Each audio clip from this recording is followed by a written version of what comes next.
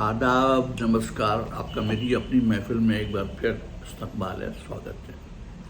आज से मैं एक बार फिर इस्मत चुगताई के अफसाने पढ़कर अपलोड करने का सिलसिला शुरू कर रहा हूँ, जो बीच में टूट गया था। एक बात मैं साफ साफ बता दूँ कि मैं कंप्यूटर से बहुत अच्छी तरह वाकिफ़ नहीं हूँ और मुझे एडिटिंग भी नहीं आती है अपने कैमरे पे फ़ोन पर करने के लिए। तो मैं जो पढ़ता हूँ वो एक ही सांस में पढ़ता चला जाता हूँ। अगर गलती होगी कहीं पर तो आपसे माजरत करके आगे बढ़ जाऊँगा। उम्मीद है आप माफ़ फरमाएंगे। सुनिए आज का अफसाना, मुक़द्दस फ़र्ज़। सिद्दीकी साहब के हाथ से वो छोटा पुर्जा नीम जान परवाने की तरह फड़फड़ाता हुआ उनकी गोद में गिर पड़ा। उन्होंने जल्दी से उसे दामन से झाड़ दिया, जैसे उसके जहरीले डंक उनके वजूद में पेवस्त हो रहे हैं। बाहर बेगम शामियाने में कंदीलें और रंग बिरंग फानूस आवेजा करवा रही थी। कालीनों के ढेर पर बैठी वो मुबारकबाद के तार और ख़त भी पढ़ती जा रही थी, जो दूर दराज के मुल्कों और अंदरून मुल्क और दहली से उन्हें शादी में शिरकत के बारे में थे। एक दिन बीच शादी थी। उनकी लाडली समीना, जिसने उसी साल बीएससी का इम्तिहान अव्वल नंबरों से पास किया था। लड़का दुबई में 12,000 महीने फ्री बोर्ड एंड लॉजिंग, साल में एक बार वतन जाने की छुट्टी में तनख्वाह और अलाउंस का मालिक था। अरब मुल्कों की तरक्की कितनी कुमारियों के नसीबे खोल रही थी। दौलत की इस बौछार ने कितने ख़ानदानों को फरागत बख्शी थी। लड़का नजब तरफ़ैन खाते पीते ख़ानदान का था। कमाई में हिस्सा बटाने वालों का भी झमेला न था। टेलीफोन पर बात पक्की हो गई थी। सूरज शक्ल का ज़रा हेटा, कद भी ज़रा कम रह गया था, मगर कौन सा बेटी को यहाँ किराए पर उठाना था। मर्द की शक्ल सूरत नहीं, गुण देखे जाते हैं, और गुण 12,000 और जुमला आसाइशें कुछ कम नहीं। बेटी थी भी तो फूल जैसी। आगे पढ़ने की जिद करने लगी, मगर इतना अच्छा मौका बार बार नहीं मिलता। एक घुड़की में चुप हो गई। एमएससी या डॉक्टरी पढ़कर कौन सा तीर मारना है। जरा खामोश रही, फिर एकदम खासी खामोश नजर आने लगी। ये लड़कियां खामखा नखरे करती हैं। खत एक तरफ रखकर सोच रही थी, बस खाली के महीने में बेटी से मिलने दुबई चली जाएं। इंशाअल्लाह हज की बरकतें भी हासिल हो जाएंगी। मगर सिद्दीकी साहब नीम बेहोश से कागज़ के उस हकीर पुर्जे को धुंधली आंखों से देख रहे थे, जिसने उनकी दुनिया को आसमान से घसीट कर गहरे गार में पटक दिया था। पापा मम्मी, मुझे बड़ा दुख है, मगर मैं ये शादी नहीं कर सकती। मैं तुषार त्रिवेदी के साथ इलाहाबाद उनके वालिद के घर जा रही हूँ। हमने सिविल मैरिज कर ली है। मुझे माफ़ कर सकें तो मेरा नसीब। आपकी बेटी समीना त्रिवेदी। खुदा की पनाह। सिद्दीकी साहब मॉडर्न ख्यालात के हामी थे। लड़कियों को तालीम दिलाना, शादी उनकी मर्जी से करना, सभी कुछ मानते थे। ईद बकरीद की नमाज भी पढ़ते थे। कभी इस्लामी उसूलों के लिए जंगो जदल का वास्ता नहीं पड़ा। ज़िंदगी में कभी मज़हब की वजह से कोई अड़चन झेलनी नहीं पड़ी। आज़ाद ख्याल, गैर मुतसिब गिरोह में बड़ी ज़िंदगी गुजार रहे थे। मगर इसका मतलब ये तो नहीं कि बेटी गुमराह हो जाए और उसका खून ना खोले। बेगम को जब सुनावनी मिली तो वो बेहोश होते होते बची। बस एक ही रास्ता है, इलाहाबाद जाकर दोनों को गोली से उड़ा दिया जाए। मगर बेगम तो बंदूक के जिक्र से ही हौलने लगी। हाय, उनकी चांद सी इकलौती बच्ची, खुदा कारत करे नामुराद को। क्या भोला भाला दिखाई पड़ता था। हर इतवार को उधम मचाने आ जाता था। समीना से हर वक्त तो लड़ता झगड़ता रहता था। ये कमबख्त मोहब्बत कहाँ से फांद पड़ी। क्या मक्कार बच्चे हैं आजकल के। सिविल मैरिज चुप छुपाते कर ली, फरिश्तों को भी शुबा ना होने दिया। क्या मम्मी मम्मी करके लिपटता था। آخر ناہنجار نے ممی بنا کر ہی چھوڑا. یہ نسل کتنی بیکار مکار ہے. بھائی انہیں ہندوؤں سے کوئی بیر نہیں. ہر اتوار کو پیلوں کی بیٹھک جمتی ہے. یاد بھی نہیں رہتا کون ہندو ہے کون عیسائی. بیویوں کے پیار کے نام بھی عجیب بونگے رکھے جانے لگے ہیں. پمی دیشمکھ، آپ رزاق دیشمکھ کی بیگم ہیں. یارا چندر دیشمکھ کی پتنی للی کو وہ ہمیشہ عیسائی سمجھتی رہیں. پتہ چلا لیلا رازدان ہے. یہ رازدانوں میں کتنا بڑا گھپلا ہے. نرملا رازدان جو خود کو نکی کہتی ہیں، بات بات پر انگریزی میں گالیاں بکتی ہیں، ہر سانس میں شٹ اپ، بات بات پر ہیل. نگوڑی دوزخن بڑے بلند مرتبے شیعہ خاندان کی نور نظر ہیں. اور جناب صاحب محمد اسماعیل رازدان 3 بار حج فرما چکے ہیں، خود بھی حجن ہیں. کیا لاجواب ساڑیوں اور میک اپ کا سامان لائی تھی. آب زمزم کے کوزے اور تسبیح کے ساتھ غلاف کعبے کا انچ بھر کا ٹکڑا بھی دیا تھا. کیا صفائی سے ناخون کاٹنے کی قینچی سے بالش بھر کا ٹکڑا غلاف کعبے سے اڑا لائی تھی. اتنا جھولدار ہے کہ کچھ پتہ نہیں چلتا. آدھی رات تک بیٹھ کر شادی میں آنے والے مہمانوں کو ٹیلی فون سے اطلاع دی گئی کہ لڑکی کو بڑا سخت نیمونیا ہو گیا ہے، انٹینسو کیئر میں پڑی ہے. فی الحال شادی ملتوی. اگر زندہ بچی تو دیکھا جائے گا. اب بیٹے اور کمینے داماد کو قتل کرنے کے لیے کوئی تیز چھری بھی گھر میں نہیں. پستول کی بات تو چھوڑو، لائسنس کے 1000 لفڑے. کیا پتا تھا، ورنہ کوشش کی ہوتی تو مل ہی جاتا. بہت رسوخ ہے اللہ کا دیا. جب تک پستول ملے گا نامراد کے بال بچہ ہو جائے گا. بال بچے کے خیال سے اور بھی خون کھولنے لگا. خیر اللہ، یہ 2 ہاتھ تو دیے ہی ہیں، بیٹی کا گلا تو گھوٹا ہی جا سکتا ہے. طاق میں اس کی سسرال کے پاس جھاڑیوں وغیرہ میں چھپ کر بیٹھنا ہوگا. معلوم نہیں جھاڑیاں ہوں گی بھی گھر کے آس پاس یا نہیں. اور اب یہ معاملہ یہاں ایسا ہے کہ ڈوبنے جاؤں تو دریا مجھے پایاب ملے. قسمت ساتھ دیتی تو بیٹی یوں منہ کو کالک لگا کر بھاگ نہ جاتی. مگر اس نامراد تشار کے بچے کی چھٹی نہ کی جو معصوم بچی کو بہکا کر لے گیا تو بڑی ناانصافی ہوگی. پیچکش میں اگر دھار رکھوا لی جائے تو کام بن جائے گا. دھار رکھنے والا پھاٹک کے سامنے روز آتا ہے. بیکار اسے پولیس میں دینے کی دھمکی دے کر کسی دوسری کوٹھی کے ساتھ اڈا جمانے کو کہہ دیا. بھیانک کرکراتی آواز نکلتی ہے دھار رکھتے وقت، دانتوں میں جیسے کوئی مٹھی بھر ریت جھونک دے. یار دوستوں سے کہنے والی بات تو نہ تھی، مگر جواد تو گھر کے آدمی ٹھہرے. الہ آباد میں بڑی شاندار پریکٹس چلتی ہے. انہوں نے فون کیا کہ ان سے مشورہ کیا جائے. انہوں نے دوسرے دن شام کی چائے پر آنے کا وعدہ کر لیا. ادھر ایک طوفان پھٹ پڑا.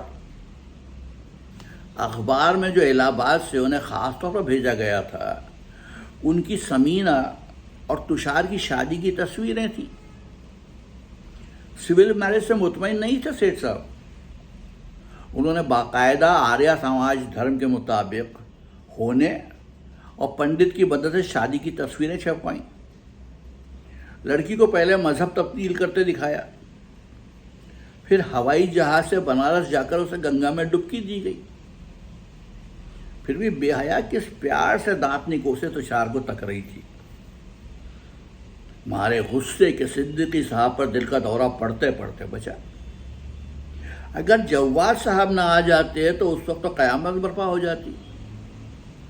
تشار کے باپ نے موقع کا بڑا ہی غلط فائدہ اٹھایا تھا. وہ کڑے مہاسبائی تھے اور ان تصویروں کو بڑی شان سے چھپوایا اور صدیق صاحب کے کٹے پر نمک چھڑکا. اب تو پورے کنبے کو بم سے اڑانا پڑے گا. کہاں ملتے ہیں بم؟ صدیقی صاحب تو دیوالی شبرات پر پٹاخوں ہی سے بوکھلا جایا کرتے ہیں، مگر اس دھماکے نے پرخچے اڑا دیے۔ بے شک یہ ہندوؤں کا ملک ہے، انہیں کتنی شاندار نوکریاں پاکستان سے آفر ہوئی، اپنی حماقت میں اور بڑے ترقی پسند بنتے بنتے اینٹ دکھائی۔ میں اپنا وطن نہیں چھوڑ سکتا، جس مٹی میں جنم لیا اسی میں دفن ہونا ہے۔ لاہور والا قوت جنم نہایت ہندوانہ لفظ ہے، انہوں نے قطعی جنم نہیں لیا، وہ ایک شریف پرہیزگار سچے مسلمان کے گھر میں پیدا ہوئے۔ جواد صاحب نے بڑی مشکل سے ٹھنڈا کیا، دیر تک دونوں کمرے میں بند باتیں کرتے رہے، اور بعد میں بیگم کو بھی پوری اسکیم سمجھا دی گئی۔ وہ بھی چہک اٹھی، بھئی تگڑم باز ہو تو جواہر صاحب جیسا تھے، ویسے شیعہ مگر برسوں کی دوستی تھی۔ صدیقی اور جعفری کی دوستی تاریخ کو گڑبڑاتی ہو، مگر ان دونوں میں کبھی شگاف نہ پیدا کر پائی۔ انسان کا یقین اور دوستی میں اکثر ٹکراؤ ہو جاتا ہے، مگر جیت اکثر دوستی اور محبت کی ہی ہوتی ہے۔ یہی زندگی کے تضاد کا المیہ ہے۔ یہ پیار و مروت اصولوں کا کیسا خون کرتے ہیں۔ صدیقی صاحب نے ٹیکسی کو ٹھہرنے کے لیے کہا اور میں نے دروازے کی گھنٹی بجائی۔ چند لمحوں بعد ان کی لاڈلی سمینہ ان کے سینے سے لگی آنسوؤں سے ہنس رہی تھی۔ بیٹی، والدین سے نافرمانی کرنے کے بعد کیسی چور سی رہ جاتی ہے، جب تک معاف نہیں کی جاتی روح ویران جیسی رہتی ہے۔ ماں باپ کے سائے میں ہی تشار کا پیار دھیرے دھیرے پاؤں اس کے وجود میں سرایت کر گیا تھا۔ اس کے والدین اتنے روشن خیال نہ ہوتے تو تشار میں گھر میں کیسے راس رچانا آ جاتا۔ اور تشار کچھ نادم سا دانت نکو سے کھڑا تھا۔ اسے پاپا جی کا اخبار والا اسٹنٹ قطعی اچھا نہیں لگا۔ وہ بھی 4 بہنوں کا اکلوتا تھا۔ سیٹھ کا کریا کرم ایک دن اسی کو کرنا تھا۔ وہ بار بار اسے یہی فرض یاد دلاتے تھے۔ اس کی بہنیں سب سے بڑی تھیں اور سب اپنے اپنے گھروں کی ہو چکی تھی۔ ایک دفعہ چھوٹی والی نرمل ایک کالے کلوٹے عیسائی پروفیسر پر لٹو ہو گئی تھی، مگر سیٹھ صاحب نے ایسی درانتی چلائی، لونڈے کو اڑنگا مار کر ولایت بھیج دیا۔ سرکاری اسکالرشپ دلوا کر وہ سرپٹ بھاگا میدان عشق چھوڑ کر۔ سیٹھ جی بڑے زبردست پولیٹیشین میکر مانے جاتے تھے۔ انہوں نے خود کبھی کوئی پد قبول نہیں کیا، لیکن اکثر صوبوں میں ان کے احسان مند اسمبلیوں اور مختلف کمیٹیوں میں آویزاں تھے۔ بڑے کامیاب کنگ میکر مانے جاتے تھے، کسی خاص پارٹی سے وابستہ نہیں تھے، مگر ہمیشہ جیتنے والے پارٹی کی پشت پناہی کرتے دکھائی دیتے۔ جنتا کے عروج میں بھی ان کا ہاتھ تھا اور زوال میں بھی۔ نہایت چومکھی تھے، ان کی شخصیت نہ جانے اور زوال میں بھی نہایت چومکھی تھی ان کی شخصیت۔ نہ جانے جواد صاحب نے کیا جادو کا فلیطہ سکھایا تھا کہ صدیقی صاحب پہچانے نہ پڑتے تھے۔ ایک دم دل ہی سینے میں نئے انداز سے دھڑک رہا تھا۔ نہایت مصفا اور لطیف ہندی میں، یعنی نہایت شدھ اور لطیف ہندی میں، جس میں سنسکرت کے بھاری بھرکم الفاظ ہیرے کی ڈلیوں کی طرح جڑے تھے، انہوں نے سیٹھ جی کا شکریہ ادا کیا۔ انہوں نے کنیا کے بوجھ سے سبق دوش کر کے ان کی پیڑھیوں کو احسان مند بنا دیا۔ وہ دھرم کوئی بھی ہو، سب پوتر ہیں۔ اصل دھرم تو پریم اور آدر ہے، جو ایک روشن خیال سسر اپنی بہو کو دے سکتا ہے۔ اپنا بیٹا ہی نہیں، بہو کو اپنا دھرم بھی سونپ دیتا ہے۔ یہ بڑی مہانتا کا ثبوت ہے۔ اور گنگا تو کیا، ہندو کیا، مسلمان کیا، عیسائی کیا، سب کی مات ہے۔ اس کا نرمل جل تو ذات نہیں پوچھتا، अछूता ब्राह्मण सबके लिए उसका चुल्लू हाजिर है। सैयद साहब ने जन्म लिया इंसान के रूप में, धर्म विरसे में पाया, यकीन दुनिया की किताबों से समेटा। आपका भगवान और मेरा खुदा एक ही ताकत के दो नाम हैं। सिद्दीकी साहब कुरान के साथ गीता और बाइबल भी कोट करते रहे। सेठ जी बेहद मरूब हुए। सेठानी ने बड़े एहतमाम से पड़ोस की मिस रोज़ा से मुर्ग़ मुसल्लम बनवाया। बिरादरी में धूम मच गई। सेठ जी का समधी बड़ा मुत्तकी परहेजगार मेहमान विद्वान अपनी बेटी को आशीर्वाद देने आया था।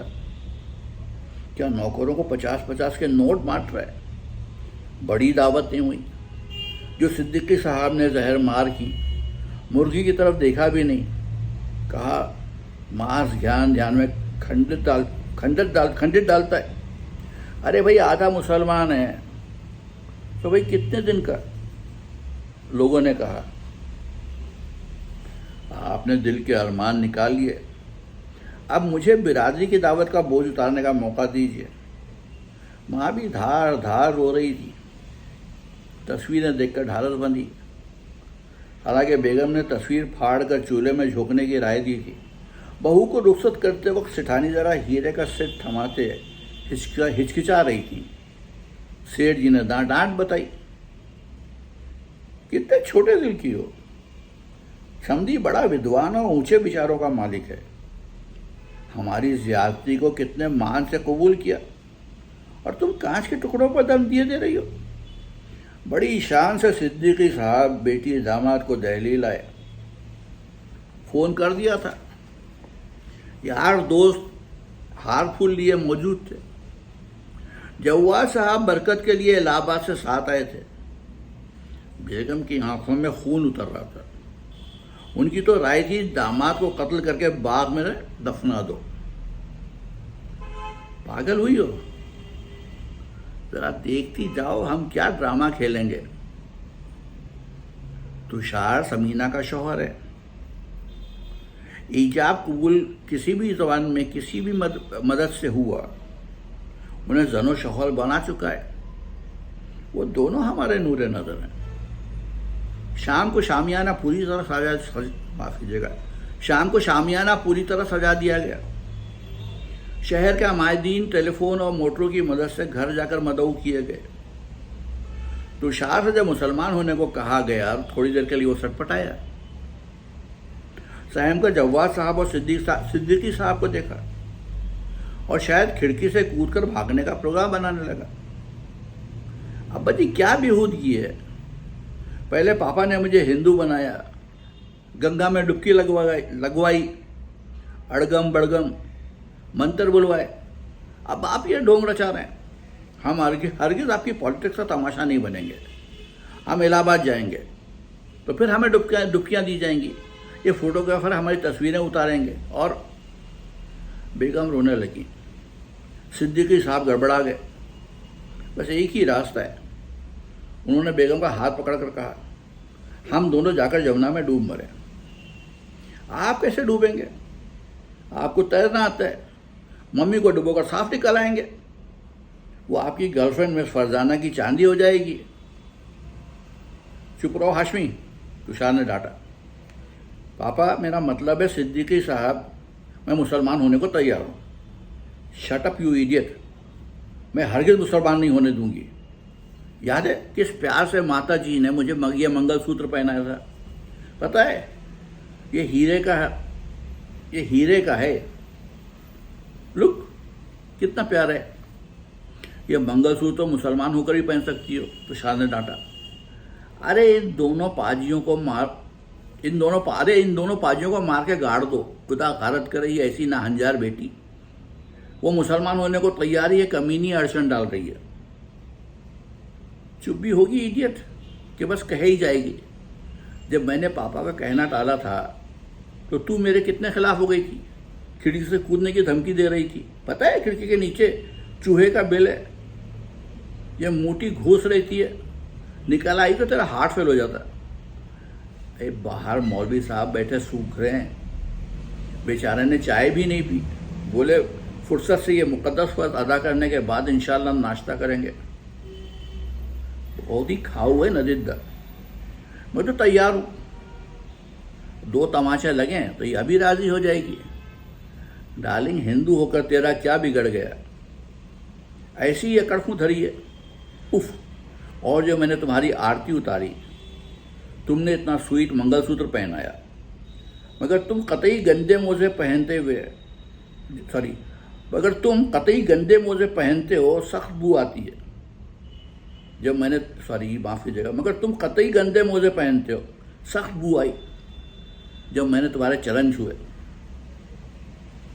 پتی ورتا کا دھرم ہے کہ وہ اپنے پتی دیو کے موزے سوکھے، میرا مطلب ہے دھوئے پھر سوکھ سکتی ہے. یہ کیا مذاق ہو رہا ہے؟ صدیقی صاحب دہاڑے. تم لوگ ہر بات مذاق میں اڑا دیتے ہو تشار. تم مشرف با اسلام ہونے کو تیار ہو؟ جی